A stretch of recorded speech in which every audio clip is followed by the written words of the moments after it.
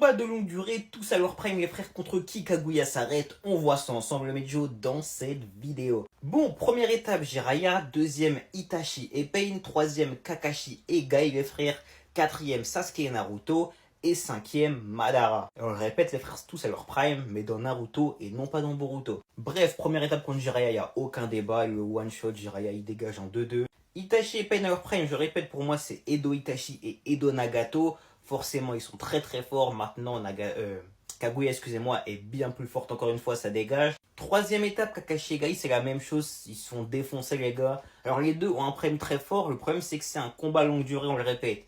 Et les frères, là, c'est pas juste juger la puissance, mais vraiment se projeter sur un combat entier. Au bout de 5 minutes, Kakashi et Gai ont perdu leur forme, ils se font démarrer, les gars. Enfin, même ils sont morts littéralement, donc ils se font démarrer. Sasuke et Naruto face à Kaguya, les frères, uniquement dans Shippuden. Pour moi, les frères, en fait, c'est compliqué. Dans le sens où on se dit qu'à la fin, ils sont sûrement plus forts que Kaguya. Je l'entends en réalité.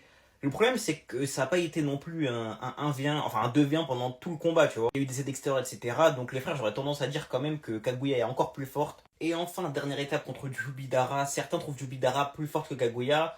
Plus fort, excusez-moi, que Kaguya plutôt. Maintenant, on va pas se mentir que, vu la difficulté des deux combats, j'imagine que Kaguya est quand même plus forte. Donc j'aurais tendance à dire que Kaguya ne s'arrête pas en vrai de vrai. Même si, pour moi, il y a débat avec l'étape 4 et l'étape 5. Je pense quand même que Kaguya ne s'arrête pas.